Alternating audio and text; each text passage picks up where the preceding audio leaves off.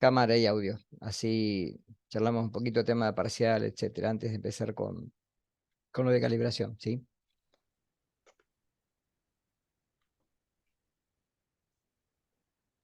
Hola, buenas tardes. Hola. Bien, yo recién, bueno, hablando con Agustina, quería proponerles de hacer la evaluación del parcial. Esperen que pueda abrir acá está el almanaque. Porque hoy es 22. La semana que viene, que es 29, ponemos el repaso, ¿sí? General. Y evaluar el día 5 el parcial, ¿sí? Que va a ser en este mismo formato, va a ser por plataforma, ¿sí? Van a tener que entrar al campus y desde ahí acceder al parcial. Yo les voy a decir cómo, van a tener un tiempo determinado de sobra para poder ajustarlo. Lo pueden hacer en Excel tranquilamente, porque van a tener que generalmente trabajar con alguna distribución de datos, etcétera. Y van a tener contenido teórico práctico. Ejercicios como los que tuvieron en los seminarios, alguna gráfica de Levi-Jenin para poder resolver, como tenían en los ejercicios últimos del seminario 2, etcétera. Alguna prueba de chi cuadrado, etcétera. O sea, más o menos va a ser el tenor de lo que vieron en los seminarios, no más allá de eso, ¿sí? Y como después nos va a quedar en junio, nos quedaría la semana del lunes 12 y la del lunes 19, para hacer consultas sobre el trabajo final, que ahí les voy a dar un poquito de gestión, ¿sí? Y el 26 y el 3 de junio, o también puede ser 26 y 28 de junio, tomar lunes y miércoles, ¿sí? Que ustedes proyecten los grupos, que generalmente son de 2, ¿sí? Integrantes, y después les tienen que decir lo que tienen que hacer. Tienen que hacer un trabajo de gestión. Ya después les voy a colgar en la plataforma qué es lo que tienen que hacer, o sea, cuáles son los lineamientos para hacer el trabajo de gestión. Y bueno, después buscar bibliografía, buscar información, precios, ¿sí? Ya eso después les voy a comentar ya la clase que viene sobre qué vamos a trabajar, ¿está? ¿No se les junta con ningún parcial, nada? ¿Pueden hacerlo? ¿Estamos bien ahí? Haciendo el parcial el 5. Profe, ¿Sí? No te escucho, Pablo. que entré y no escuché cuando había dicho de la fecha del parcial. El parcial sería el día 5, o sea, nos queda la semana que viene para hacer repaso, ¿sí? Y terminar de ver lo que les quede algo de esta guía, ¿sí? O de cualquier seminario de los que tuvieron hasta ahora. El día 5 hacer la evaluación del parcial. 12 y 19, que yo voy a dar clases de gestión ahí, hacer las consultas sobre el trabajo, que seguramente ya en la clase se van a subsanar dudas. Y 26, yo diría 26 y 28 de junio, hacer las exposiciones. ¿Está? Porque yo ya ahí tengo que cerrar notas. ¿De acuerdo? El parcial va a ser en plataforma, igual que lo que vienen haciendo hasta ahora. Pueden usar Excel, no hay ningún problema, porque para eso se los enseñé. Y la idea es que puedan resolver ejercicios del tenor de los que tuvieron en los seminarios. ¿Está claro? ¿Sí? Bien. Bueno, empiezo a mostrar lo de hoy. Vamos al Excel. Ahí tienen en el tercer seminario, ¿sí? Todo lo que relaciona a calibración. ¿Ves? ¿Se ve el Excel de fondo? ¿Sí? Sí, se ve. Bien.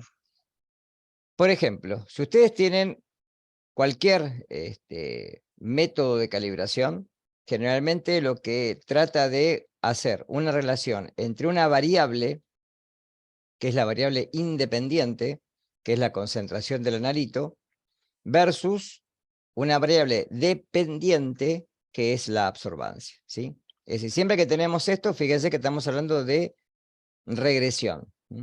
Cuando uno habla de correlación, que es lo que está al principio del seminario, fíjense que cuando uno hace correlación, lo que está haciendo es ver la asociación entre variables. Esa asociación puede ser positiva o negativa, pero lo único que mide es la fuerza de asociación, no da pronóstico como si la regresión, ¿sí? A veces lo que uno puede hacer, realmente cuando hace estudios científicos, ¿sí? Lo que hace es, primero, trabajar con dos variables que no sabe el investigador si están relacionadas, realizar un test de correlación, ¿sí? Que es el test de Pearson, y si el test me da una correlación, ya sea positiva o negativa, pero que me indica la fuerza de asociación de esas variables, después el investigador, teniendo una de las variables que la puede manejar, por ejemplo, no sé, dosis-respuesta en lo que es farmacología. ¿Sí? Si yo quiero ver la acción de un fármaco en el organismo, puedo hacer primero una prueba para ver si hay asociación, o sea, si el medicamento está haciendo algún efecto en el organismo. Y si después verifico en forma cuantitativa de que puede haber, después hago un análisis de regresión, donde ya la dosis la ajusto y veo la respuesta en el organismo. ¿Está claro? De esa forma, por ejemplo, uno puede predecir a cierta dosis cuál va a ser el efecto en el individuo. ¿Sí? Por ejemplo, ustedes saben que hay una enfermedad que se llama hiper o hipotiroidismo, dependiendo cómo la glándula esté secretando hormonas. Muchas veces lo que se le da al paciente es levotiroxina, T4. Entonces, lo que hace el endocrinólogo a veces es ajustar la dosis en relación a cuál es la respuesta del organismo. En esto hay una variabilidad biológica muy alta y por eso a veces hay que ajustar la dosis igual que con la insulina. Pasa exactamente lo mismo, ¿sí? No es una dosis estándar, sino que para cada individuo puede variar, ¿sí? Ahora, cuando el investigador maneja una de las variables, por ejemplo, ustedes hacen calibración, lo que están haciendo ni al fin y al cabo es una regresión ajustada, ¿sí? Normalmente uno trabaja con monocalibradores, es decir, por ejemplo, si ustedes hacen calibración para un equipo de química clínica cualquiera, van a encontrar que, lo que vimos ya, que el Cala Plus tiene las concentraciones para los distintos analitos y dependiendo del equipo va a ser una concentración que a veces difiera de un equipo a otro, pero es muy similar. Pero esa concentración es fija y es una sola, no tengo otra. Con lo cual, para trazar la recta, lo que tengo es el blanco de reactivo versus la concentración del calibrador. Con eso marco una recta, ¿sí? En algunos casos, por ejemplo, hemoglobina glicosilada, se utiliza más de un calibrador, ¿sí? Porque las curvas que se obtienen no son rectas, ¿sí? Son hipérbolas. Entonces, generalmente para poder ajustarlas, se utiliza una multicalibración, donde no hay un solo calibrador, sino hay varias concentraciones, ¿sí? Acá les puse un ejemplo. Supongamos que yo tengo la calibración de glucemia en gramos por litro, versus la absorbancia óptica, la densidad óptica que está en 505 nanómetros, ¿sí? ¿Qué es lo que digo? Para cada valor de absorbancia va a haber un valor de concentración. Entonces lo que hago es seleccionar, irme a, espera que esto me está molestando, acá, irme a insertar. En insertar voy a gráficos recomendados. Generalmente uno trabaja con gráficos de puntos en este caso, ¿sí? O gráfico de dispersión. En donde me puede marcar una línea o no. Yo puedo trabajar con esto tranquilamente. Entonces le pongo a aceptar y fíjense que ya me trazó un gráfico que atraviesa el 0, 0, como lo tengo marcado acá, y me marca una concentración que va de 0 a 5 gramos por litro. Después lo que hago es sencillamente tomar el gráfico, darle formato al eje. Lo que hago acá es decirle que el máximo es 5, que está en gramos por litro, y aceptar. ¿De acuerdo? Y ahí me marca la concentración. Ahora, el tema está que cuando uno hace esto en los equipos o cuando lo hace manual, generalmente no mide una sola muestra, mide varias muestras. Y es muy poco procedimental, que es lo que debería de hacer uno, ¿no? Entrar en la absorbancia y después buscar la concentración, ¿sí? Entonces uno lo que puede hacer esto, se pone sobre la línea, ven que me marca la línea de puntos, ¿la ven ahí? Con el botón derecho le digo agregar línea de tendencia y elijo la lineal, ¿sí? Que me señale la intersección, que me presente la ecuación en el gráfico, muy importante, y que me dé el valor de R cuadrado. Entonces, fíjense que acá me dio un valor, ¿se alcanza a ver? Vamos a ajustar un poquito más el gráfico. Inicio, y le digo que esto me lo ponga en 12. Ahí está, ¿sí? Fíjense que el valor de R cuadrado es prácticamente cercano a 1. Eso me está diciendo que hay una muy buena regresión, ¿sí? Los valores de regresión pueden ir de 1 a -1 en sus extremos, dependiendo si cuando hago la curva de correlación, si la absorbancia aumenta en forma proporcional a la concentración del analito, lo que tengo es un valor de regresión que va a ser siempre cercano a 1. Cuanto más cercano a 1, mejor es. En cambio, si a medida que aumenta la concentración, la absorbancia disminuye, por ejemplo, en las inmunoturidimetrías sucede esto, y generalmente no son rectas, son curvas, entonces voy a tener un valor de R cuadrado negativo, que también cuanto más cerca de 0,1 esté, mejor es, ¿sí? Ahora, ¿qué es lo que hago normalmente? A ver, vamos a tratar de desglosar un poquito esto. ¿Qué es la recta de regresión? Es una recta que, en este caso, tengo una línea de tendencia que es similar a la recta de regresión ajustada. Es muy similar para el Excel, ¿sí? Pues la construye de una manera muy parecida. Ahora vamos a ver un test de regresión para que se den cuenta. Si yo tengo esto, es la mejor recta que pasa por todos los puntos. Ustedes recuerden que esto se postula en relación al método de mínimos cuadrados. Es decir, que la distancia mínima que hay entre la recta y los puntos hace de que esa recta pase en forma equidistante y variablemente con la misma dispersión por el promedio de todos los puntos. Es decir, que si en un punto se aleja en sentido positivo, lo va a compensar con otro punto en el que se aleje con sentido negativo, u otro que pase por el centro de la recta. ¿Está claro esto? Por eso es la mejor recta que podemos tener. Ahora, ¿cómo calculo? Acá tengo, por ejemplo, muestras. ¿Cómo calculo el factor? Ustedes recuerden que cuando ustedes tienen esto se traduce en un modelo en el que I, que es la absorbancia, es igual a A por X más B. Es decir, la ecuación de una recta. ¿Está claro esto? Como es la ecuación de una recta, y yo lo que tengo, acá me faltó poner X, ¿sí? Y yo lo que tengo en realidad es que B es la ordenada al origen. Como B es la ordenada del origen, y ya la forcé a pasar por el 0, 0, porque vamos a suponer que yo tuviera un 0, ¿sí?, de concentración y tenga una absorbancia determinada, que es 0,065, ¿sí? A esa sustancia le tengo que restar todas las demás a esa, porque le tengo que sacar el 0. Es como llevar procedimentalmente cuando uno... Otra vez se me fue el video. No sé por qué pasa esto. Debe ser la cámara que está fallando. Pero, ahí está. Cuando uno, por ejemplo, coloco el 0 de agua y luego leo el blanco de reactivo, que siempre es correcto leerlo, ¿sí?, para ver cuánto. Es más, los equipos lo hacen solo a eso, ¿sí?, sin que uno se los tenga que decir. Hacen un blanco de reactivo para cada una de las determinaciones todos los días, ¿sí? Entonces, lo que hacen es restarle a cada absorbancia el blanco de reactivo, porque el blanco de reactivo tiene todos menos la muestra, ¿sí?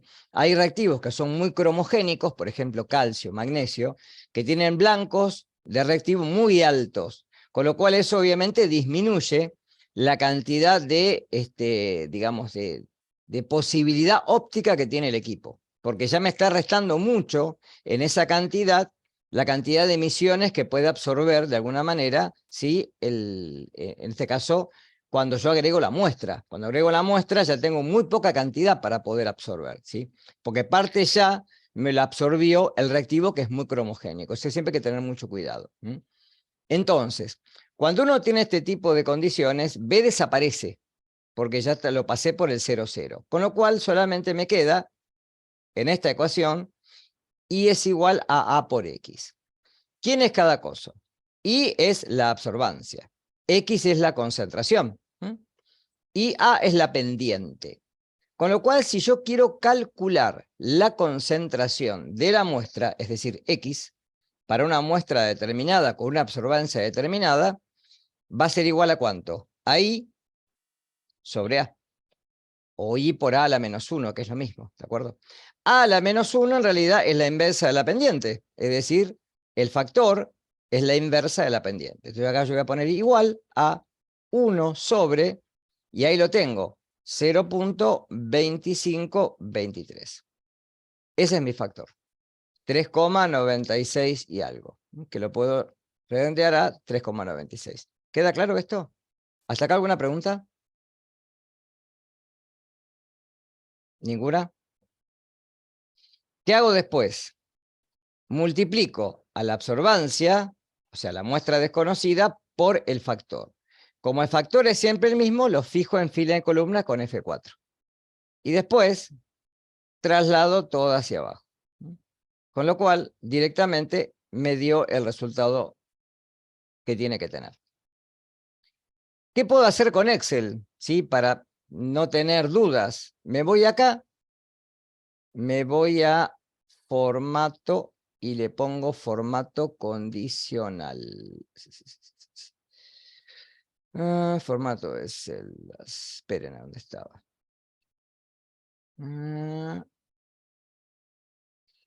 Tanto de fila no quiero esto. Insertar, no. Formato, acá está. Ancho de fila, columna, ancho. Nombre. No. Dejar formato de celdas. Bueno, ahora no lo encuentro. Formato condicional, está acá. Formato condicional, le pongo nueva regla y le pongo escala de valores, no. Yo quiero, le puedo poner valor más bajo, valor más alto.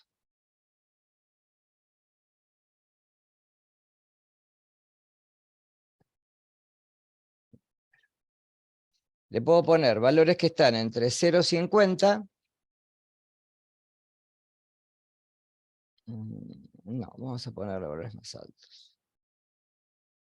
Número.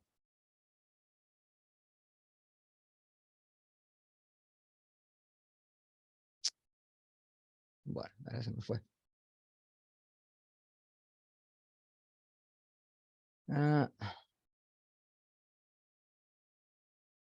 Bueno.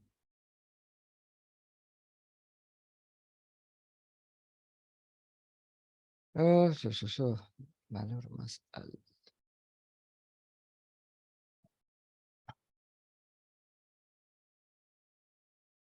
Acá está.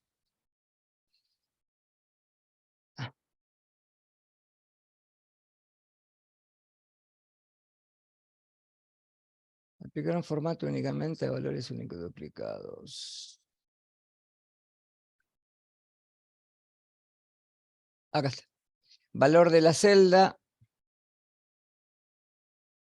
Y le vamos a poner...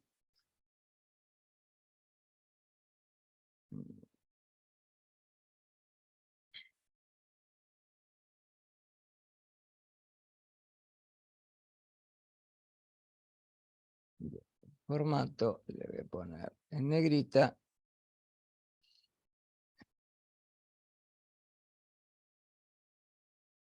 Ahí está. Le puse que me resalte un valor que esté por encima de 5. 5 y 1000 le puse, no importa el número. ¿Qué quiere decir esto? Cualquier valor que esté cerca, porque ¿hasta dónde es lineal la curva? Por lo que hice acá hasta 5.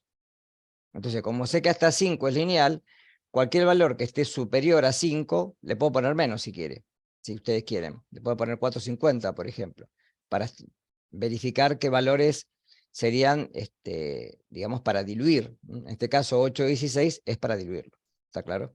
¿Sí? Eso lo pueden manejar ustedes como quieran, o no ponerlo. De acá tienen bastantes para poder trabajar. La pueden borrar, pueden administrar reglas. De acá pueden hacer muchas cosas. ¿Está claro? Esto es solamente para ver. Ahora, ¿cómo hago regresión con Excel? Vamos a datos, análisis de datos. Y tengo que ir a regresión. ¿Sí? Rango de entrada, el valor en I. Y tomo, como siempre, el título. Rango de entrada en X. También tomo el título. Rótulos en la primera fila, niveles de confianza en el 95%, constante igual a 0. que me grafique los residuos, que me dé los residuos estándares y vamos a ponerlo en un libro nuevo, en una hoja nueva. ¿Sí? Bien. Y esto es todo lo que me devuelve Excel. Vamos a analizarlo. ¿Y qué es lo que me interesa?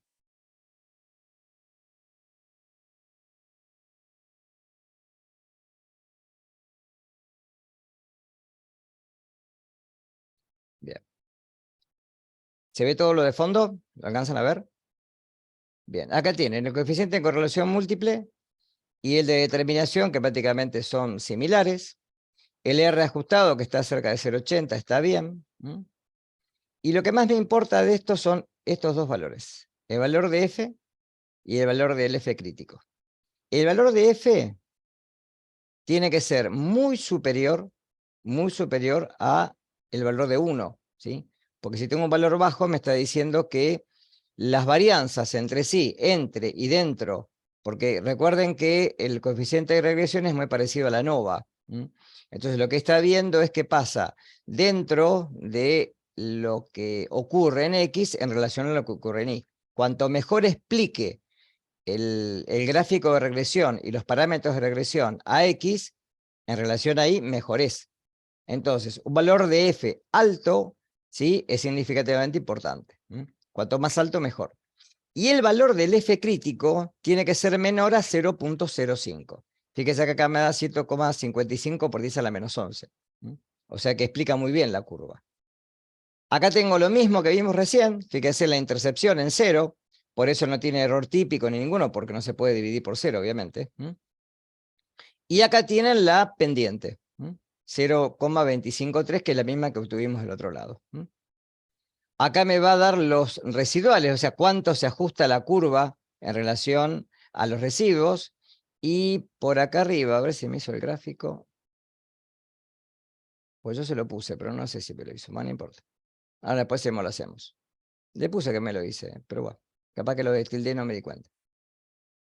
Pero fíjense que los residuales son muy bajitos, ¿sí? O sea, esto me está explicando que de los puntos a la recta, del residuo al residuo estándar, prácticamente no hay diferencia. Están todos cerca de valores muy bajos. O sea que está explicando muy bien. No tienen diferencias entre el punto, que sería este, el residuo y el residuo estándar. No hay diferencia significativa. Fíjense que está 0,0, esto en valor absoluto, obviamente, ¿no? Esto que les decía recién, están por debajo, por encima de la curva. Y son muy bajos los valores. ¿Sí? Mucho menor a 0,05. O sea que explica muy bien la curva. Volvemos acá.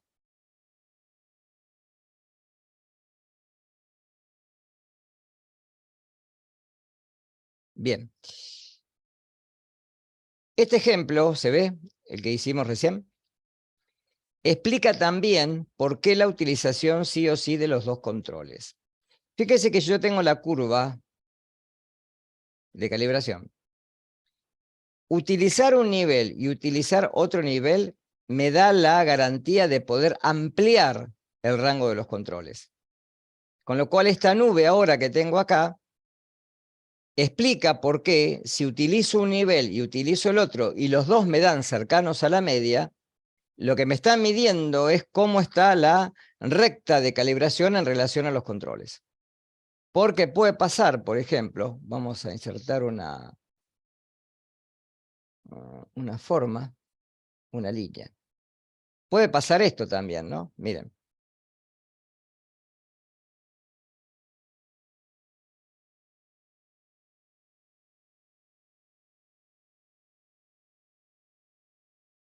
¿Se ve la segunda recta? La negra que puse acá. Fíjense que esta pasa bien por el control 1, pero miren qué pasa en el control 2. Está fuera del control 2. ¿Está claro? Si yo proceso un solo control y no proceso el segundo, no me doy cuenta de esto. Lo mismo puede pasar al revés, ¿no? Si la recta hace esto, por ejemplo. Si se desvía de esta manera. Pasa bien por el control 2, pero no pasa por el 1. Entonces ocurre exactamente lo mismo. De ahí por qué procesar todos los días los dos controles. Ese es el secreto. A mí cuando me han dicho, no, pero podemos pasar un día un control y al otro día el otro. No, está mal. Hay que procesar los dos el mismo día. Si no, no sirve. ¿Sí? Y si tienen 3 niveles, mejor. Porque más van a poder apreciar cómo es la linealidad de la curva. Recuerden que cuando uno habla de la sensibilidad de una curva, lo que está diciendo es cómo se determina la pendiente. Hay pendientes que son muy abruptas. ¿Qué pasa si esta línea, por ejemplo, vamos a suponer, a ver si se dan cuenta, ¿qué pasaría si yo tengo, por ejemplo, una pendiente de este tipo? ¿Cómo sería el factor? O sea, ¿qué pasaría con esto?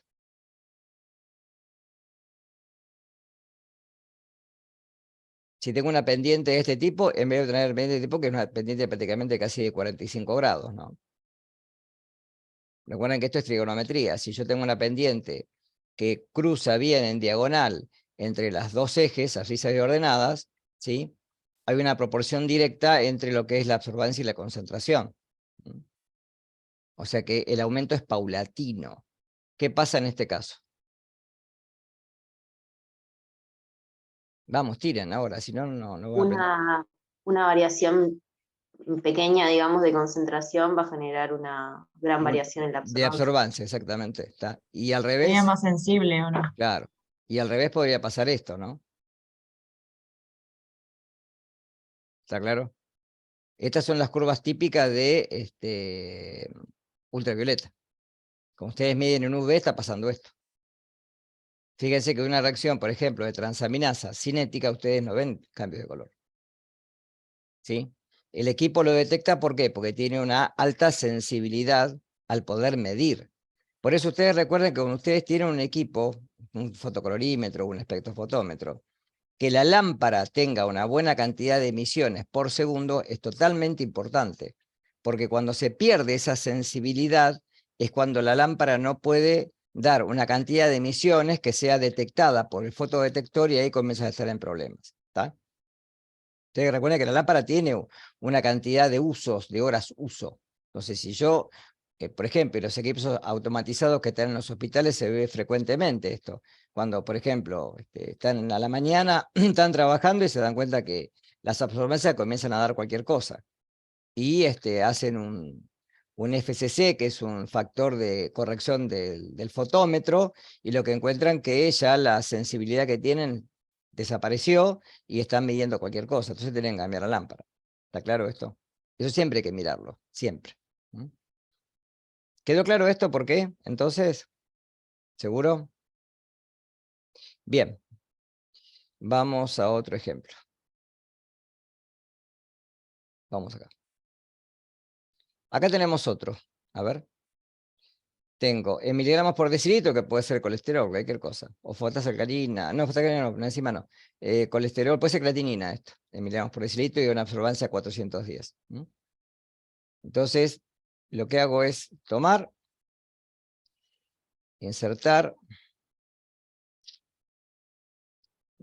Siempre trabajen con gráficos de dispersión, siempre. Es lo mejor. Porque pueden ver mejor cómo se aprecia la curva. Miren, ¿qué pasó acá? En este. ¿Se ve? Se achata la curva. Claro, si yo acá, por ejemplo, agrego una línea de tendencia, miren qué pasa con la línea de tendencia. No pasa por todos los puntos. ¿Lo ven? ¿Qué podrían hacer acá, en este caso, para corregir esto? La Tenés que pregunta es por eliminar los puntos finales, digamos, donde ya se pierde la linealidad del principio. sacarlos. Claro. ¿Está? Saqué el último y fíjense cómo se linealizó. Eso, ¿y por qué pasó esto?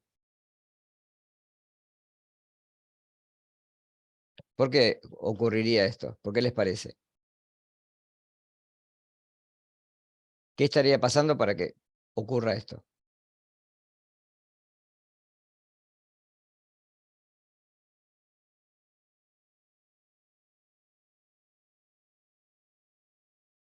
O sea, para que este punto me esté dando acá y no me dé donde me tendría que dar. Vamos, tiren, chicos, si no, no estoy evaluando. Quiero saber si lo ven, nada más.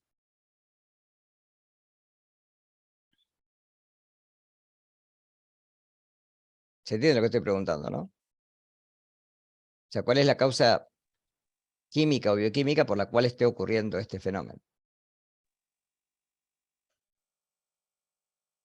Puede ser porque ya se consumió, digamos, lo que estás midiendo, entonces no te va a aumentar la absorbancia. ¿Se consumió? Si se hubiera consumido, me estaría dando una lectura muy baja. Puede O ser sea, que puede ser sea... que se haya consumido el reactivo que vos usás para No, que reaccione. consumido no. No es una cuestión de consumo esto. Ustedes están pensando en las enzimas cuando hablamos de condiciones saturantes, ¿sí? Pero no es eso. Esto es cuando ya la señal es demasiado alta para el fotodetector. Ustedes piensan que a medida que va ocurriendo esto y yo aumento la concentración, ¿qué es lo que pasa realmente en la cubeta? ¿Qué es lo que ocurre? ¿Aumenta qué? Supongamos que estamos viendo una colorimetría, por ejemplo, cateína de Jaffe. ¿Qué es lo que aumentó en la cubeta? Si yo lo veo desde afuera, en los tubos. ¿La cantidad de qué? ¿De producto sería? De color, ¿El claro. color? Claro. ¿Del producto de la reacción? O sea, En las reacciones colorimétricas, de punto final, por ejemplo, o en la cinética de creatinina, que es de 2 puntos, en realidad, que se dice cinética, pero en realidad es porque uno mide 2 tiempos nada más, no porque es una enzima, ¿sí?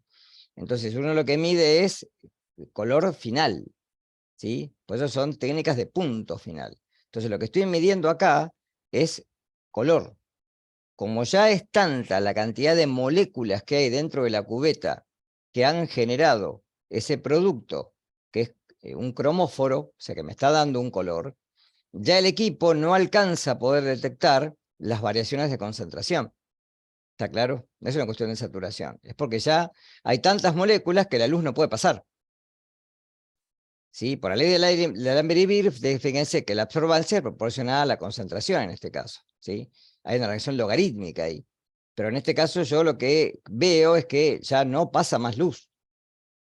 O la cantidad de luz que quiere atravesar es prácticamente la misma que en el punto anterior. Con lo cual acá lo que estoy viendo es que ya ese punto no lo puedo medir. Entonces, si yo quiero sacar este punto, y lo puedo sacar para linealizarlo, lo que voy a decir es que la reacción es lineal hasta los 5000 miligramos por decilitro. Más allá, no sé. ¿Está claro? Fíjense que siempre en los insertos, el fabricante les dice, por ejemplo, la glucemia es lineal hasta, dependiendo el reactivo que ustedes compren, ¿sí? Hasta 4,5 o hasta 5 gramos por litro o 450 o 500 miligramos por decilitro, que es lo mismo, ¿sí? Pero esto ustedes lo tienen que probar después. Si realmente es lineal hasta ahí o no. ¿Está claro? Entonces siempre lo que uno tiene que hacer es probar la linealidad. Generalmente con una muestra de concentración conocida, de alta concentración, y ver hasta dónde es lineal. ¿Se entendió esto? Por eso puedo descartar este punto. Con la previsión de que sé que es lineal hasta 5000. Más allá no puedo decir nada. Una muestra que está por encima de esta absorbancia, obviamente la tengo que diluir. ¿Sí o sí? Bien. ¿Qué es lo que tienen acá? Profe, una Sí, consulta. decime. Sí. ¿No hay forma con el Excel de tomar, digamos, los primeros puntos en vez de borrarlos, ¿no? O sea, los últimos. No te entiendo. Si yo con Excel lo que Claro, puedo... o sea, viste que vos borraste el último punto porque se va de la Sí, se puede, realidad. desde datos directamente. Para no borrarlos, vas acá. O sea, en vez de borrarlo, tomar los puntos y que te haga, Te que te vas, haga no, no, es la muy fácil. reacción En con los vez de hacer primeros todo de 4. vuelta, mírame, vas a seleccionar datos y haces clic acá y directamente seleccionás solamente estos. Aceptá y ya está, listo. Y no los borraste. Ah, ¿Está? Sin tener que hacer todo de vuelta. Cuando vos vas a seleccionar datos, te pone primero, antes que te ponga esto, ¿no? De agregar, modificar, antes de meterte acá adentro, rango de los datos del gráfico. Entonces vos te pones acá y te selecciona, ves que te lo sombrea acá, te lo está marcando con puntitos, cuáles son los datos que vos tenés. Hoy teníamos todos. Si yo en vez de todos pongo menos, solamente me toma eso. Ya está. ¿Está claro? Es lo mismo que si yo acá hago regresión. Si voy a datos y hago análisis de datos y voy a regresión, ¿sí? Ahora tengo que cambiar porque tengo otra tabla. Entonces, tomo esto hasta ahí. Vamos a hacerlo, miren, vamos a hacerlo todo, miren. Tomo hasta abajo para que se convenzan, ¿sí? Tomé todos los datos. Y acá también tomo todos los datos, ¿sí? Sí, vamos a... ¿Ven que le puse que me grafique los... Ah, no le marqué esto. Ya está, listo. El día me hizo lo mismo. Bueno, quisquilloso a veces. Ahí está. Cuando cambio de rango de datos es como que no lo entiende, se le cuesta. Ahí está. Bien, ahí me grafico todo.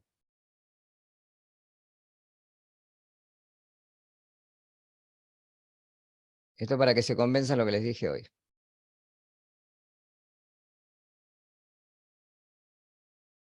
Bien. Fíjense el valor de F. ¿Lo ven acá? 74,29.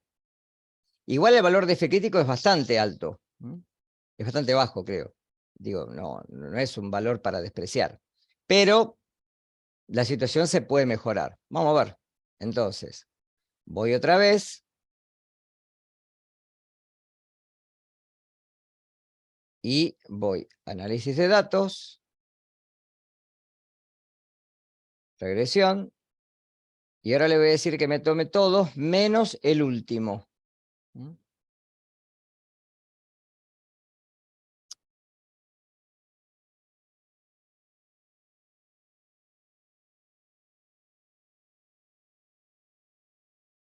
Ahí está. Vamos a ver cómo cambió el F. Esto después se los tengo preparados ya, se los dejo en una ordenado en un Excel, en este Excel que tiene todo. Esto después se lo subo. Miren, ¿cuánto daba el valor de F hoy? ¿Se acuerdan? 74. Y ahora me está dando 1137. Y el valor del F crítico 4,6 por 10 a la menos 6. El valor de R, fíjense que acá me está dando 0,997, 0,99. Y hoy me daba, si es este, 0,96, 0,95, más bajo. ¿Está? Fíjense en los residuos, ¿sí? Que eso a veces uno tiene que mirarlos, ¿no? El tema es el siguiente, cuando miro los residuos, a ver, ¿qué me pasa? Yo miro los puntos acá distribuidos, pero fíjense que va de 0,1 a menos 0,2. Y acá generalmente uno le da formato al eje, le pone menos 1 y 1, que serían valores más reales, ¿no?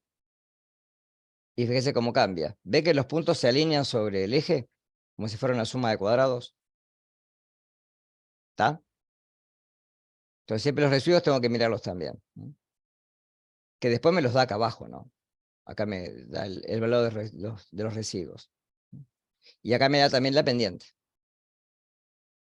Me da una pendiente y acá tengo la otra. Entonces siempre tienen que mirar esas cosas. Siempre. Como para tener una idea si están trabajando bien o no. Acá yo les tiré la curva, ¿ven? Bien, a ver.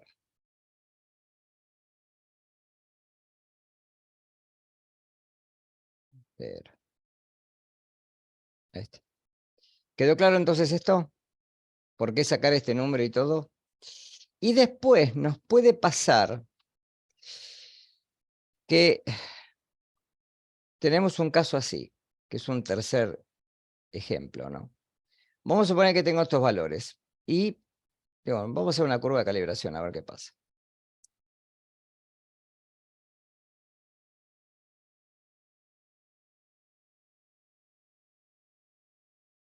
Bueno, era se colgó, no sé por qué. Si no tomé nada, se volvió loco. Hace esto Excel a veces.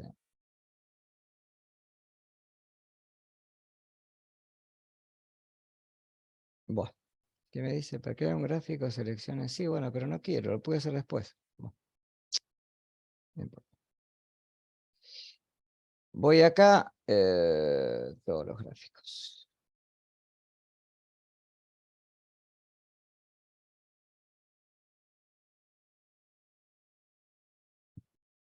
No, no era este. O sea,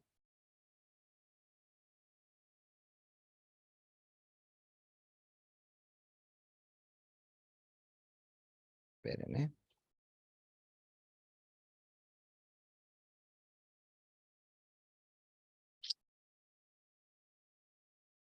Parecía. Vamos de vuelta. Tengo estos datos. Insertar, gráfico. Ahí está, ahora sí.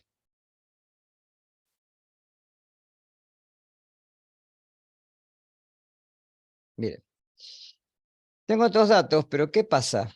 Cuando quiero calcular la función, ¿se dan cuenta que no es una recta?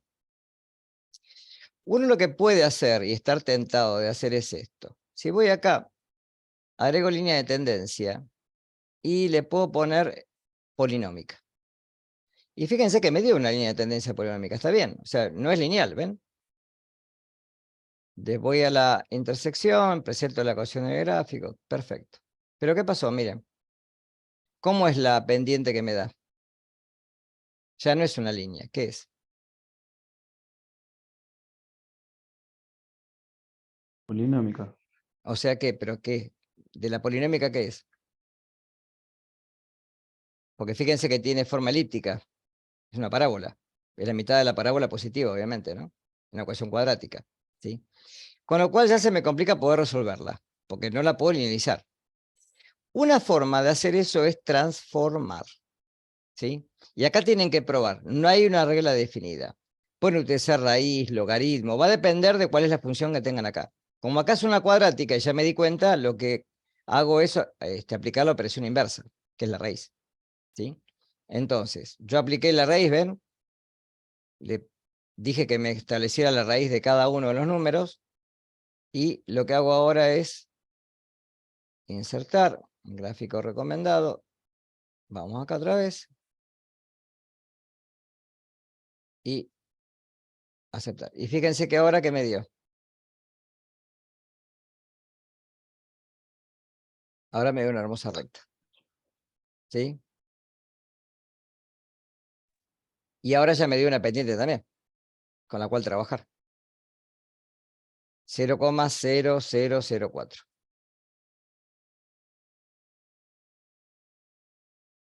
Son... Sí, está bien. Y el factor, recuerden que es igual a 1 sobre esto. Bien. Ahora vamos a suponer que yo tengo muestras de pacientes. Bueno, acá les puse la resolución. Se les estaba por hacer la pregunta, pero...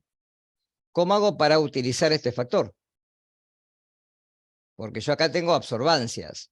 Y acá tengo la raíz de la absorbancia.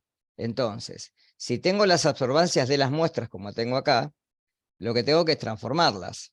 Entonces, calculo la raíz de cada una de las absorbancias, ¿sí? Y después, a este valor que está transformado, lo multiplico ahora sí por el factor. Lo fijo en fila y columna.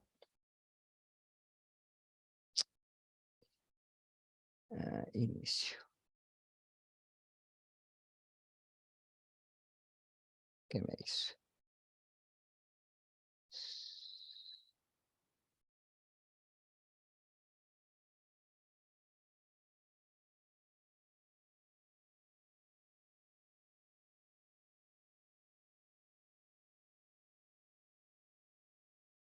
No, Dani, multiplicaste por la pendiente, no por el factor. Sí, ya sé, por Por eso eso no. te da Sí, 0 sí. la Pasa que ya pendiente. hasta ahora estoy con la computadora, estoy de las 8 de la mañana con esto. Ya no veo lo que estoy haciendo. Por eso me da mal. Gracias. Ahora sí. Gracias.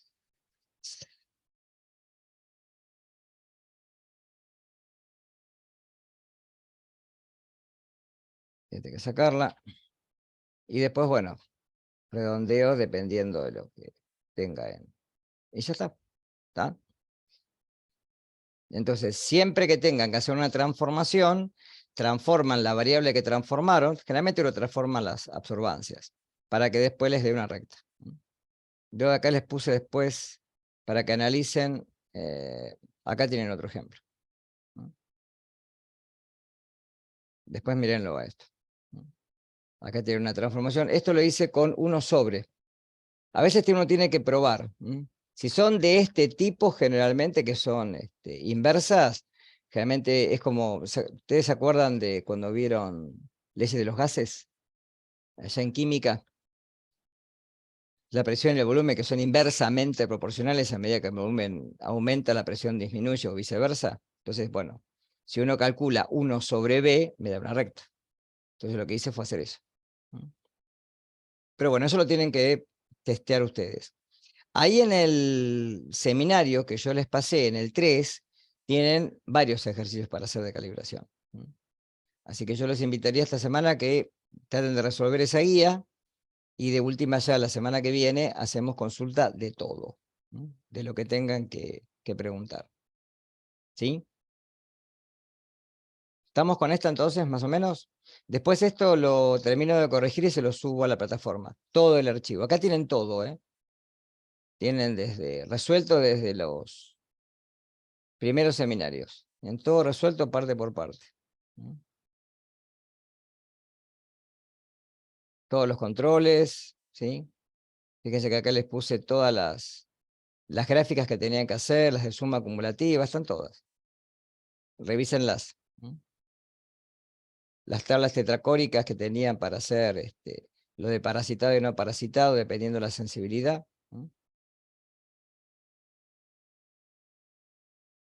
Bueno, la calibración, que es lo de hoy, este ejemplo, y bueno, y esto es lo que utilicé para la clase.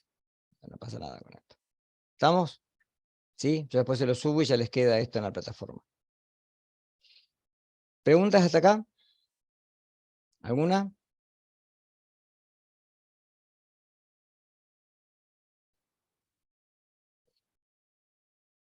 Busquen ahí a ver si tienen algo, mientras yo busco el PowerPoint.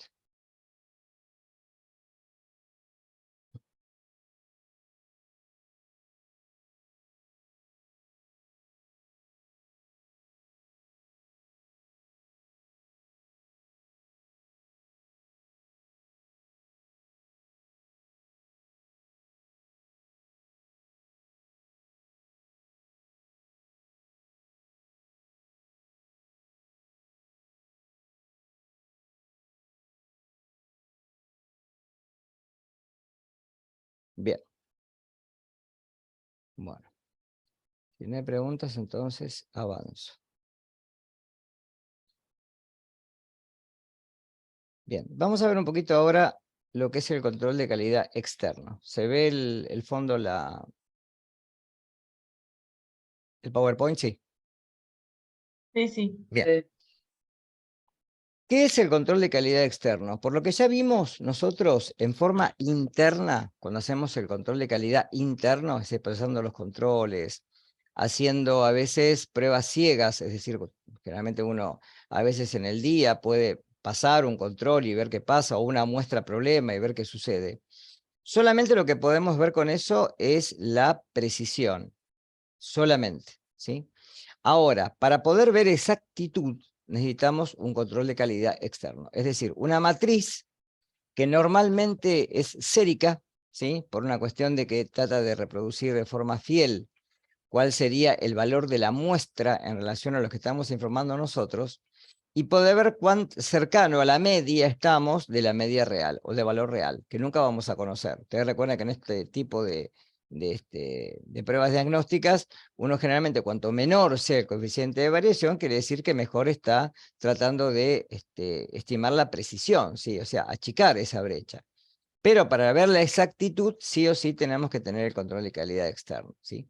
Es decir, recibir una muestra problema que puede ser de cualquier índole. Para cada tipo de sector vamos a tener ciertas muestras determinadas y procesarlas, informarlas, y ahí hay dos tipos de metodología. Una puede ser que el laboratorio que nos emite, ¿sí?, el control de calidad tenga ya su valor, ¿sí? Y otra puede ser lo que es valor consenso, es decir, un valor dentro de una, ¿sí?, cantidad de valores que depende de esa población, ¿sí? Que muchas veces podemos tener el problema que si nuestra metodología es muy antigua o ya prácticamente cae en desuso y muy pocos laboratorios la usan, o bien es muy nueva, muy costosa y hay muy pocos laboratorios que la utilicen, no vamos a tener cierta garantía en la exactitud. ¿Por qué? Porque el N que tenemos es muy pobre, ¿sí? Por ejemplo, si yo hablo de glucosa exoquinasa, ¿vieron la técnica de glucosa exoquinasa para determinar glucemia o glucosuria o glucorraquia? ¿En qué se basa? Porque todos conocemos Trinder, ¿no? Es lo más común. Someter la muestra a una oxidasa, que lo que hace es oxidar la glucosa a ácido glucónico y libera peróxido de hidrógeno. El peróxido de hidrógeno se acompleja con reactivos que puedan generar color y forma una quinolona o una quinonimia. Hasta está bárbaro, ¿sí? Esa es la reacción estándar del mercado. Pero si yo quiero utilizar exoquinasa, ¿cuál es la diferencia? Si no se acuerdan, no lo vieron, díganme, ¿eh?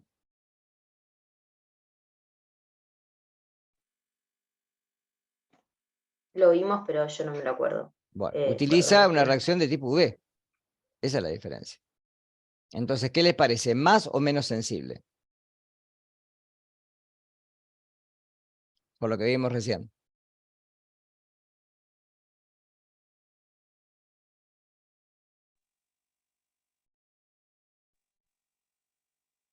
¿Sería menos sensible? Más sensible. Un pequeño cambio, ¿sí?, en la absorbancia se induce, ¿sí?, a un gran cambio en la concentración. Son más sensibles, ¿sí? Por eso generalmente, además que son más caras, por lo menos generalmente esa es lo que tenemos en el mercado, ¿sí? Entonces, normalmente hay muy pocos laboratorios que lo utilizan, ¿no? Bien, entonces, ¿el objetivo cuál es? Generalmente que el laboratorio emita resultados que sean veraces y precisos, ¿sí? Ahora, generalmente esto lo tienen que mantener a lo largo del tiempo. Es decir, no sirve de nada si yo hago un control de calidad externo una vez por año. No me sirve. Porque yo tengo que tomar acciones preventivas, ¿sí?, antes de que generalmente si los resultados se me vayan de control. Que también tiene un problema esto. Porque generalmente la mayoría de los controles de calidad que podemos manejar en los hospitales, por ejemplo, que son donados, es decir, el hospital no paga por esto, ¿no? Los laboratorios privados sí, tiene el problema de que cuando uno informa el resultado, ¿sí?, el resultado de esa evaluación se da en un determinado tiempo, que generalmente está entre 20 días y un mes, ¿sí? Es decir, si ustedes quieren corregir algo con el control de calidad externo, y generalmente no es muy poco procedimental. ¿Por qué? Porque cuando reciban el resultado ya informaron muchísimas muestras. Y generalmente, o por lo menos por lo que yo tengo entendido, ¿no?, en nuestro país, uno de los más utilizados es el PEC, el Programa Externo de Evaluación de Calidad, que depende de la Fundación Bioquímica Argentina. Este programa lo que hace es generar una matriz de muestras que tienen obviamente tienen distinta calidad y distinta cantidad, va a depender de los usuarios a los cuales estén anotados en el programa general y dentro del programa en cada subprograma, que pueden ser de química clínica, de hematología, hemostasia, hemoglobina glicosilada, orina completa, toda la parte de serología, etc. Entonces, el programa lo que hace es enviar normalmente una caja. Por lo menos, corregime, Agustina, porque yo estoy medio descolgado con esto, pero antes era en forma trimestral. Primero era mensual y después fue trimestral. Nos enviaban una caja cada trimestre y en esa caja contenía las determinaciones, dependiendo de la sección, que se iban a evaluar dentro del trimestre, porque no todas son mensuales. La única que es mensual es de química clínica. Si las demás pueden ser cada 3, cada 4, cada 6 meses. A ver, Agus, vos que estás más al corriente de esto. No, sí, sí, la entrega sigue siendo así. Te envían la cajita trimestral con los controles del trimestre. Sí, Bien, sigue siendo así. bien. Y después, bueno, dentro de cada subprograma es la frecuencia que tiene, como les dije recién, ¿sí? Química clínica es todos los meses, ¿sí? Todos los meses uno recibe 1, o hay meses que se pueden recibir 2, ¿sí? 2 muestras, que están entre los 2 niveles. ¿Para qué hacen eso? Justamente para hacer showdown. Entonces, con los datos que los que participan en el programa, los participantes, emiten al programa, con eso arman un gráfico de showdown. Y uno ve generalmente dónde puede estar parado dentro de esa población de datos. Acá en esto, ellos no tienen un valor, no lo cotejan con un valor propio, sino que se coteja con un valor poblacional. ¿Qué quiere decir poblacional? Por ejemplo, si ustedes utilizan reactivo de Wiener, glucemia enzimática AA, entra a una población. Si ustedes utilizan y un equipo determinado, por ejemplo, qué sé yo, un Targa BT3000 Plus, ¿sí? En cambio, si para todo obviamente hay una población de participantes y ustedes entran dentro de esa población y se tienen que manejar dentro de esa población y ver cuáles son los desvíos en relación a esa población de datos, que obviamente va a tener una media y un desvío estándar. Entonces uno lo que se compara es con los otros, ¿sí? ¿Está claro hasta acá? Como objetivo general, obviamente la evaluación continua, que lo habíamos viendo desde que empezó el cuatrimestre, ¿sí? Y generalmente los errores que podamos llegar a tener. Y generalmente el laboratorio puede estimar, obviamente, el error a medida de que va haciendo los informes de las dentistas encuestas y va viendo cómo fluctúa algo que vamos a ver que se llama F, que tiene una fórmula bastante compleja, pero lo que en realidad mide es mes a mes, y son las encuestas de los últimos 6 meses, cómo va variando el resultado que ustedes emiten en relación al resultado, a la media del resultado poblacional. Miren cuál es la diferencia de eso. Que realmente tiene que ser menor a 2.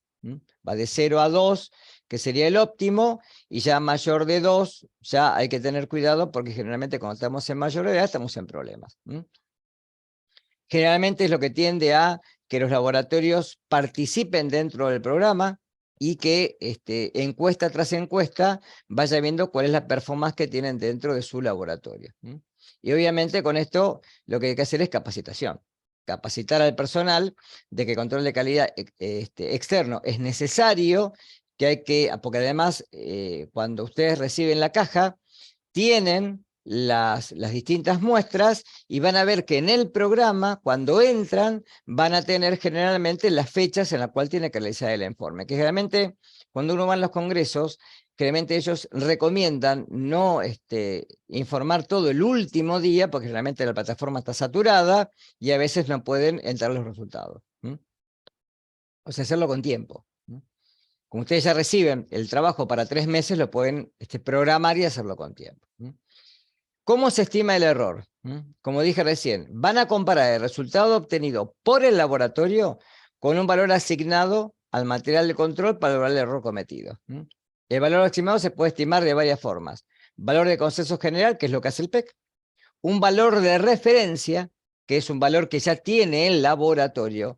O un valor de consenso por método, que es lo que generalmente hace el programa del PEC cuando lo hace por metodología. Por ejemplo, para hemoglobina glicosilada, ustedes recuerden que como metodologías alternativas está la cromatografía de intercambio catiónico, que ya prácticamente está casi en desuso, y la inmunoturbimetría, son los métodos más comunes. Entonces, dependiendo del método que ustedes utilicen, van a entrar dentro de ese método. ¿Cómo se calcula la puntuación? El número de deviaciones estándar que se desvía el valor del laboratorio del consenso, y generalmente hacen el resultado del laboratorio menos el valor asignado sobre la dispersión grupal. Y generalmente acá, para como nivel de puntuación de Z, utilizan 1.5. Error relativo percentual, que es el que generalmente ustedes van a ver en el PEC. ¿Qué se hace? El resultado del laboratorio menos el valor asignado sobre el valor asignado. O sea, se estima un error, ¿va? Y esto se estima en porcentaje. Igual que se calcularía en cualquier error metodológico. Por eso es el desvío relativo porcentual. Eso es lo que generalmente nos va a informar el PEC. Y tiene que estar en un valor que, dependiendo del porcentaje, pueden estar, ¿sí? O por encima o por debajo de ese valor, porque es un desvío. ¿Ven? El asignado es la media de la exactitud global, entonces lo que tienen es la media de los laboratorios y la media del valor promedio para cada grupo. Con esto calculan el desvío. Entonces, dependiendo del error, puede ser sistemático, ustedes recuerden, si es que tiene tendencia, o aleatorio si no lo tiene. Con la suma del error sistemático más el error aleatorio, calculan el error total. Ustedes recuerdan que el error aleatorio de qué depende, de la dispersión. Cuanto más grande sea la dispersión de datos, más es el error aleatorio. Y el error sistemático depende de la exactitud, es decir, cuán lejos estemos de la media. ¿Qué es lo que uno debería de pensar? Que esta campana gaussiana tendría que estar en la media, ¿sí? Igual a la media del laboratorio, y que la dispersión, cuanto más acotada sea, mejor es. Errores que pueden ser observados y datos obtenidos. Errores observados permiten evaluar el desempeño de cada laboratorio. Se comparan entre laboratorios y obviamente hay un orden de mérito entre los participantes del programa. Y hay una certificación. Ustedes después de la misma página del PEC, si participaron todo el año, pueden descargar el certificado de participación. Esto es muy importante para los laboratorios. ¿Por qué? Porque así pueden acreditar. De esta forma pueden, una vez que validaron la metodología y están anotados en un control de calidad externo, pueden llegar a validar. Los datos obtenidos van a dar una medida del desarrollo a nivel metodológico y, de alguna manera, si yo un método lo sigo utilizando o lo tengo que reemplazar por otro. Esta es la ventana que ustedes van a ver en la página de la fundación. Entran como www.fba.org.ar, van a encontrar este panel. Acá tienen un usuario y una clave, que normalmente son numéricos los dos. Entran y les va a aparecer el panel del PEC. Acá tienen todos los programas que tiene el PEC. El Procal, ¿sí? El de... ¿Cómo se llama este? ¿No me sale? El de los recién nacidos. No va a salir ahora. Que es Fenice, Tonuria y... Ayúdame, Agostina. ¿El de pesquisa, Sí, el de decís? pesquisa neonatal, no me salía ¿Pesquisa el nombre. neonatal? No me salía el nombre. Sí, Ujú. gracias. ¿Está? Y dependiendo de los distintos subprogramas, ustedes se pueden anotar en uno o más. Acá tienen. Entran acá donde dice PEC y acá directamente les va a aparecer una página donde les da todo el instructivo. Fíjense, esto es viejo, yo lo bajé, ahora no puedo entrar, tendrás que entrar vos, pero yo calculo que debe ser lo mismo. Ve que son trimestrales, enero, febrero, marzo, ¿está? Y dependiendo de del tipo de subprograma a los cuales estén inscriptos, porque uno no tiene obligación de inscribirse en todos, porque tal vez que hemoglobina y glicosidad el laboratorio no hace, entonces no tiene por qué suscribirse. Y esto obviamente cuando en el hospital está donado, ¿no? Pero cuando es pago, uno abona por la cantidad de subprogramas a los cuales está adherido.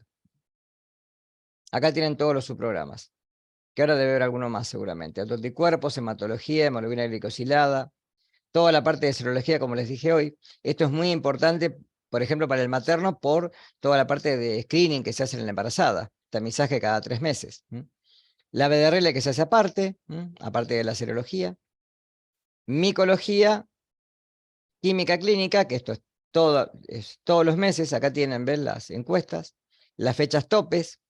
Esto es muy importante tenerlo en cuenta porque si uno entra después de la fecha que se cerró, no puede ingresar datos directamente.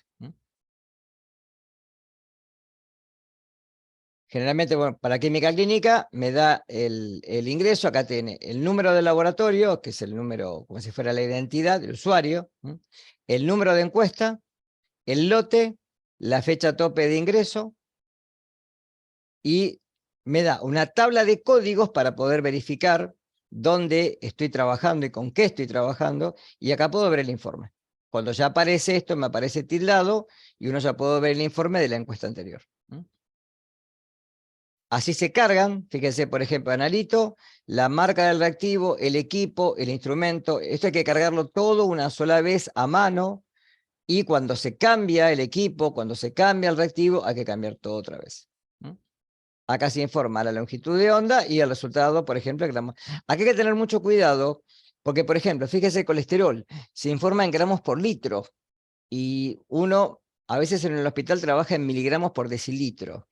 Si lo informo mal, yo supongamos que ahí pongo 256 en vez de 2,56. ¿Qué tipo de error sería? ¿En qué etapa? ¿En cuál estaría fallando?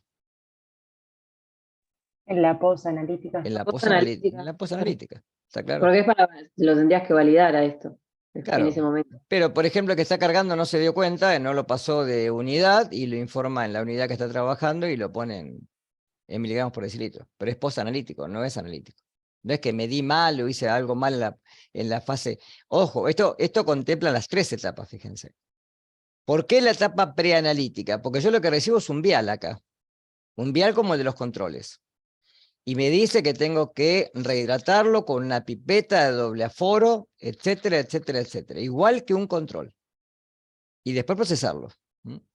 Si incurrí, por ejemplo, y en vez de ponerle 5 mililitros, le puse 3, el error es preanalítico. No es analítico. No es en la fase de medida. El error fue antes. ¿Está? Y si lo informé mal, está en la fase post-analítica. ¿Está claro esto? ¿Sí? Ahí tienen los subprogramas. Esto pues les dejo el PowerPoint para que lo puedan ver. Esto puede haber cambiado, chicos. Después nos fijamos a ver si hay algo distinto. Porque esto puede cambiar. Generalmente, por ejemplo, para hematología, me ciega un vial para poder procesarlo. ¿Sí? Y corregime, Agustina, si estoy equivocado, pero en una época enviaban también como si fuera el frotes de sangre periférica para poder verificar cosas. No sé, Y no sé. ahora, no, frotis no, mandan imágenes. Imágenes, Muchas sí, veces bueno, sí, o imágenes. algún- Quise decir imágenes. Claro, Imágenes, sí, imágenes o algún caso clínico. claro. Lo mismo en bacterio también, en la parte de orinas mandan imágenes. Sí. Sí, orina completa también, porque orina completa en realidad no es una orina, es agua que le agregan los analitos pertinentes. O sea, el frasquito que viene para orina es solamente para colocar la tira, nada más. Con eso no hay que hacer sedimento. Después sí, en el mismo su programa vienen fotos para yo informar el sedimento. O sea, no informar, me da para, si no me equivoco, me da para elegir, es como multiple opción, me da para elegir qué es lo que estoy viendo por cámara. Sí, ¿Está? sí, sí, sí. Es así. Y el de parasitología, si yo no mal recuerdo, sí venía un vial. Sí, venía un vial Sí, con un sí, sí, caso viene un vial. que decía un Sí, paciente tal, tal, se aisló tal, tal, y bueno, y uno tenía que decir qué tipo de parásito estaba viendo. sí, sí, el de parásito viene el vial. Sí. Ve acá lo que decía yo, ¿ve? Marca el reactivo Wiener, equipo de reactivo UV, urea UV, cinética, AA línea líquida. Hay que tener mucha precaución con esto, porque si no me meten en otro programa, ¿está claro? Calibrador, multicalibrador proteico, comercial de Biosystem, por ejemplo, calibración. Esto viene una tabla para que yo pueda ingresar el resultado y me informan los DRP. Esto es lo que yo le decía, es el F. O sea, cuando uno recibe esto, que es el gráfico del desvío relativo porcentual versus la encuesta. Entonces me va marcando dónde estoy parado. Y el F, donde sí, generalmente me dice si es excelente, si es bueno o si es regular. Nuevamente hay que estar por debajo de 2. Casi siempre hay que estar por debajo de 2. Entonces, esto recuerden que es sumatoria. Son las últimas 6 encuestas. Acá lo que les decía yo, por ejemplo, para urea, el DRP tiene que ser el aceptable menor al 10%, glucosa menor al 8%, colesterol menor al 9%, etc. Fíjense, para las enzimas generalmente es un poquito más alto, hasta el 20%. Casi todas las enzimas es alto. Bien. Y el otro control, que yo se los voy a mencionar, con el que trabajé o trabajamos nosotros, es con el control de calidad del Ministerio de Salud, que tiene un programa para los laboratorios de la provincia de Buenos Aires, y también están anexados algunos municipios, que yo tenga entendido, en la época acá el SEMA, y antes el IREMI, recibían, no sé si recibían también el control de calidad de la provincia de Buenos Aires. Sí, nosotros lo procesamos, Dani, lo seguimos procesando. Lo que no me acuerdo cada cuántos meses venía, cada 3 meses venía eso. No era como el PEC. Y creo que, no me acuerdo, es variable Sí. las encuestas. Me parece que es cada 3 Sí, meses. son 4 encuestas por año, con Y- suerte, con suerte. Sí, no sé, te mandan como un cronograma, te mandan todos los viales y en qué fecha tope tenés para informarlos, pero no me acuerdo la frecuencia. Y no tiene la cantidad de subprogramas que tiene el PEC. Tiene No. química clínica, orina, no sé si tiene Endocrino parasitología, sí, endocrino, y no me y acuerdo. serología Sí, y hasta por ahí nomás. y hasta ahí, Sí. sí. Y ellos tienen un valor propio. Entonces ellos miden lo que ustedes están midiendo, ¿sí? Y lo cotejan con ese valor. Y después les informan dónde están parados ustedes, ¿sí? Igualmente esto recuerden que es necesario para ver exactitud, si no porque es como decir, a ver, si yo estoy haciendo todo bien, pero tengo la balanza descalibrada y cuando el peso de menos o de más. ¿No? Entonces, la única forma es poder cotejarlo con un estándar. Y el único estándar es que puedo cotejar el que viene de afuera. ¿No? Porque obviamente si yo mido los controles, los calibradores con el mismo fabricante, con lo mismo que estoy haciendo, y siempre voy a estar bien. ¿No? El tema es poder cotejarme con otro laboratorio, con otros laboratorios como este caso, y ver dónde estamos parados. ¿No? ¿Está? Después van a tener también un materialcito que les voy a dejar para leer del PEC, y bueno, ya con eso, esto. Pero recuerden que el programa los programas, igual no son los únicos, son generalmente los que manejan los hospitales o las entidades públicas. ¿No? A nivel privado hay controles externos también, los QualiCheck, por ejemplo, que son. Pero bueno, obviamente hoy en día no sé cómo harán con eso, porque eso es todo en dólares. Sí, nosotros cuando recién iniciamos en el SEMA teníamos el del CEMIC también. Ahora ya no, pero en sus comienzos procesábamos el control del CEMIC. ¿Y ese que era mensual? Ese es mensual, Mensual. sí. Sí, lo lógico es que sea mensual, porque ustedes piensan que uno recibe las encuestas ya analizadas por el programa, realmente 20, 30 días. Y si yo estuve informando mal, informé mal todos esos días. Por eso a veces uno cuando tiene dudas, por ejemplo, de algún analito que esté fluctuando, que tengamos dudas porque no coincide el diagnóstico clínico con los datos que tenemos del paciente, y muchas veces lo único que hace es cruzar la vereda de enfrente y decirle a algún laboratorio que le procese una muestra propia o que les dé una muestra para que ustedes procesen con algún resultado, o sea, no una, varias, ¿no? Y poder verificar si está bien lo que están informando o no. Nosotros, por ejemplo, en una época tuvimos problemas con el hierro, con el hierro sérico. Entonces yo lo que hice fue con un bioquímico del hospital, con el doctor Volpe, derivarle 2 o 3 muestras a él de hierro y me las midió él en la clínica Colón, y bueno, y ahí verificamos si estábamos midiendo bien o no. Y generalmente hay que hacer un cruce ahí. Uno envía muestras y recibe muestras de ese laboratorio y después coteja, ¿sí? Como si fuera un doble ciego, a ver dónde están parados, si están informando bien o no. ¿Estamos? ¿Quedó claro esto? ¿Seguro? A vos, no sé si querés arrimar algo más de esto, que está más actualizada vos que yo. Que se me haya escapado. No, creo que no. No, que Bueno, me acuerde, no. bueno. Bueno, después si tienen. Lo de No sé, bacterio también, que no solo se busca, bueno, las bacterias, prueba sensibilidad, tenés que informar el diámetro del halo en la encuesta, en la parte de bacterio. y una cosita. Generalmente en las serologías, que son de índole semi-cuantitativo, como la BDRL, por ejemplo, uno informa un título, por ejemplo, qué sé yo, no sé, 16 DILs, ¿sí? Ahora, ¿qué pasa? Supongamos que en la encuesta yo recibo que la media poblacional está en 32. ¿Informé mal? ¿Informé bien? Uno considera que en serología está bien si está informando una dilución superior o inferior. Ese es el rango aceptable. ¿Tá? Ahora, si la media poblacional es 32 y yo informé 8, y estoy en problemas. ¿Está claro? Porque estoy en más de una dilución. Entonces siempre se considera en serología, porque ¿qué pasa? Estas pruebas son muy subjetivas, porque dependen del operador. ¿Está claro? Entonces, normalmente uno puede aceptar como una referencia que si está una dilución por encima o una dilución por debajo. ¿Tá? Hasta ahí se puede mover. Si es más de eso, ya no.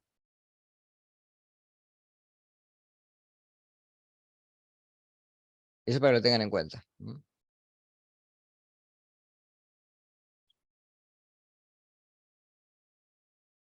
Bien. ¿Ninguna pregunta? ¿Nada? Bueno, no sé si empezaron con la guía 3 ya, pero si no ya les diría que esta semana comiencen y la semana que viene hacemos un repaso general. ¿Está?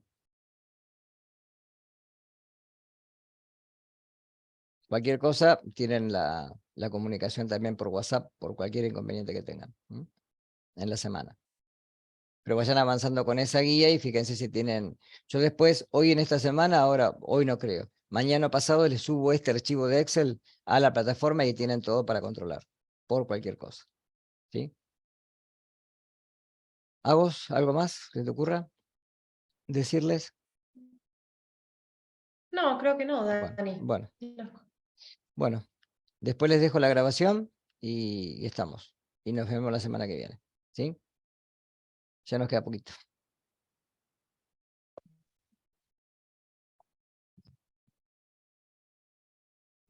Bueno, gracias, Nos profe. vemos. Chau, Nos chau. vemos. Chau, Chao. chau. Gracias. Chao. Gracias.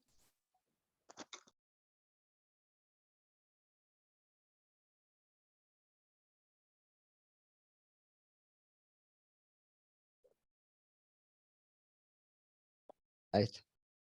Ahí estamos. Bueno, listo. Dale, Sí. ahí yo te mandé unos ejercicios, después